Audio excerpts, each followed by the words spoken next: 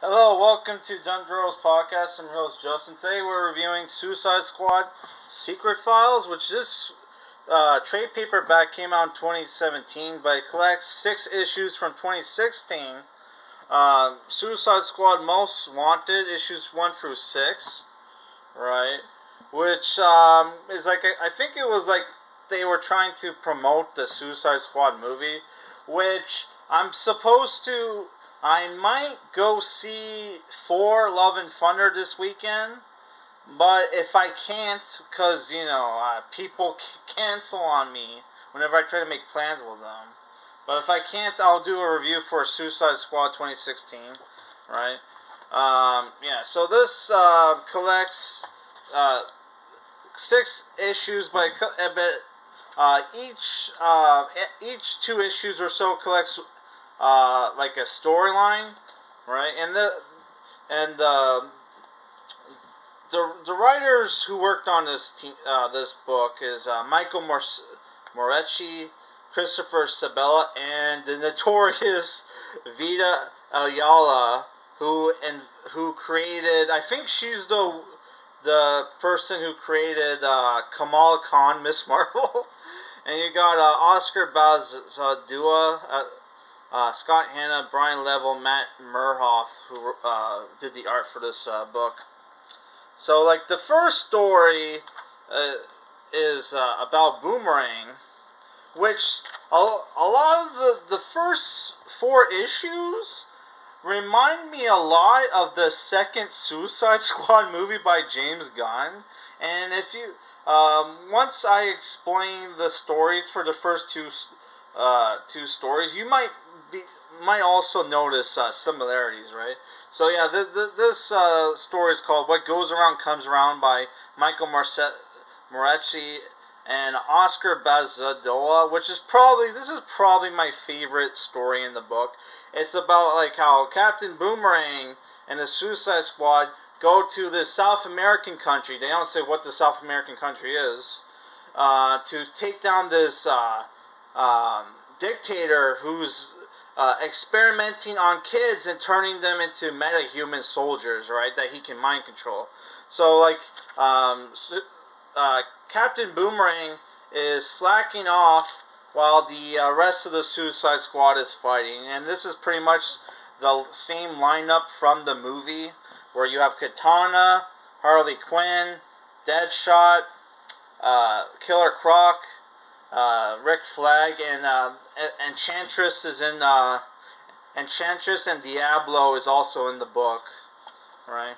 So yeah, Captain Boomerang is slacking off while they're fighting, and what ends up happening? He actually Boomerang does show up and save Deadshot, which was pretty cool.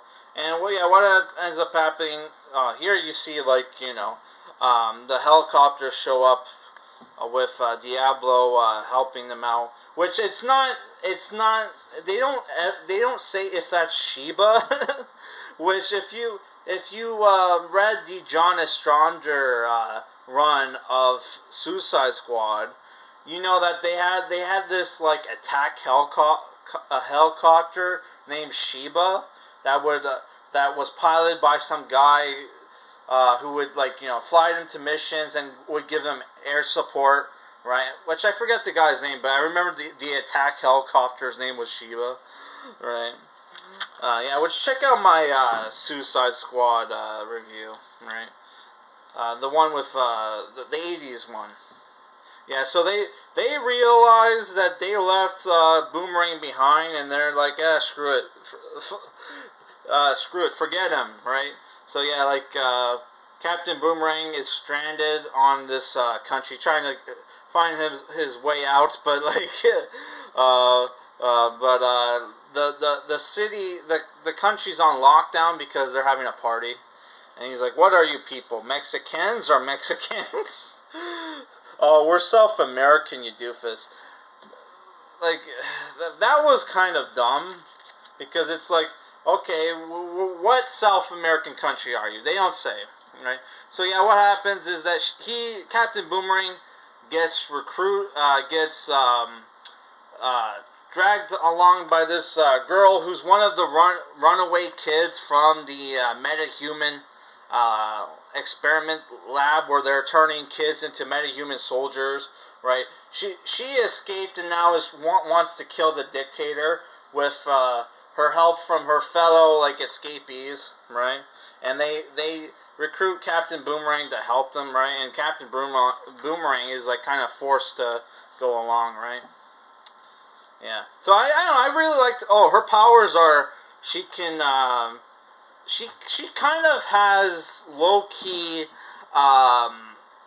Dr. Manhattan powers, but she can only like rebuild herself, and she kind of uses her molecule manipulation powers on herself to like hit people with her floating hands and feet and shit. Yeah. So I don't know. I like this story the best. I thought it was the funniest one, and I don't know. I like Captain Boomerang.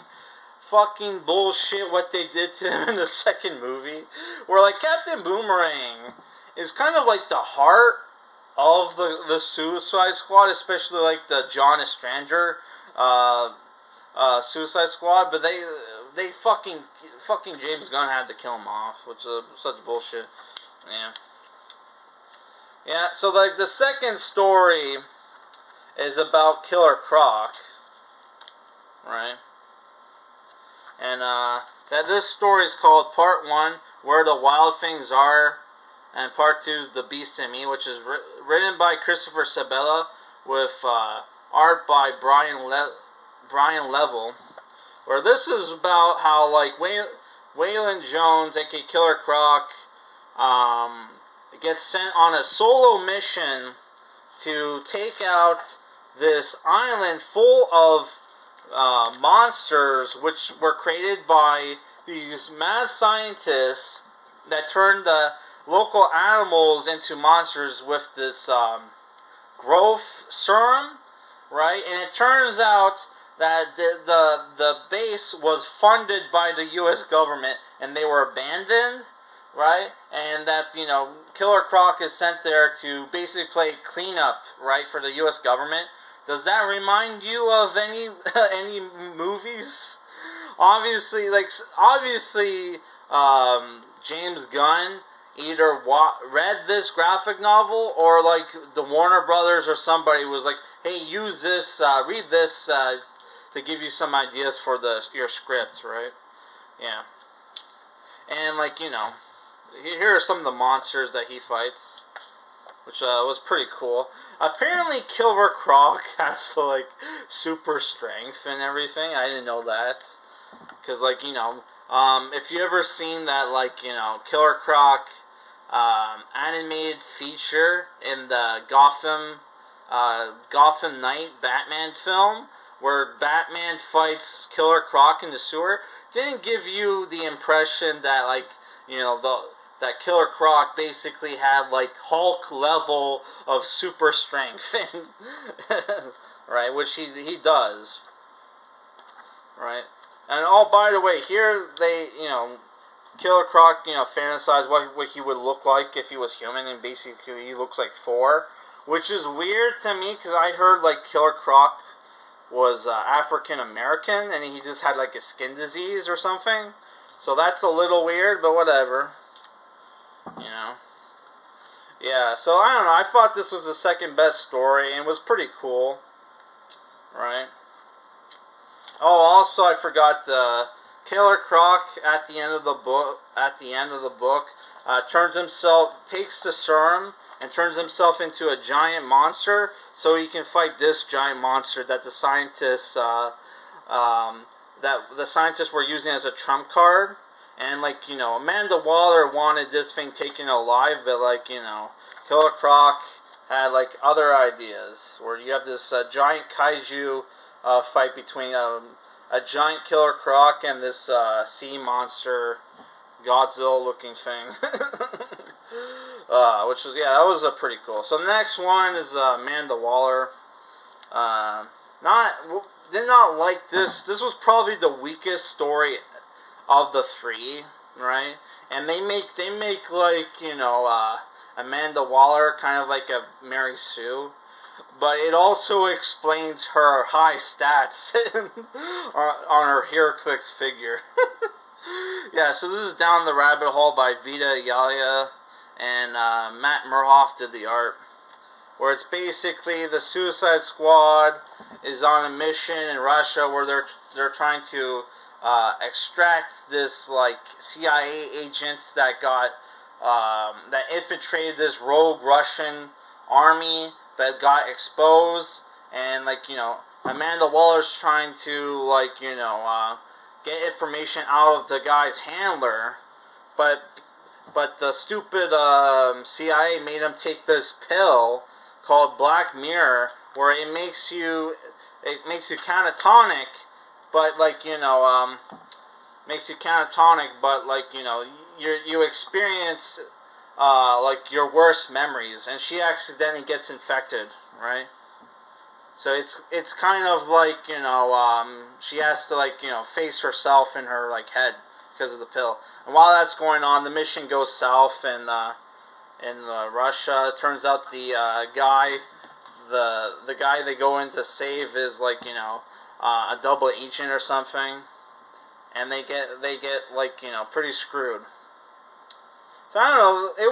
It was cool to see the team, but I don't know, man. I kind of don't like Amanda Waller, to be honest. And they try to make her likable by saying, oh, her family was killed, right? Her family, like, you know, died, which I'm pretty sure in the 80s comics that her family was still alive. That only one of her kids died from like a shooting, and that's why she became a politician in the first place. But I don't know, maybe they changed something. Maybe further down the line her family did get killed or something. I don't know. But overall, I don't know. I wasn't a fan of this.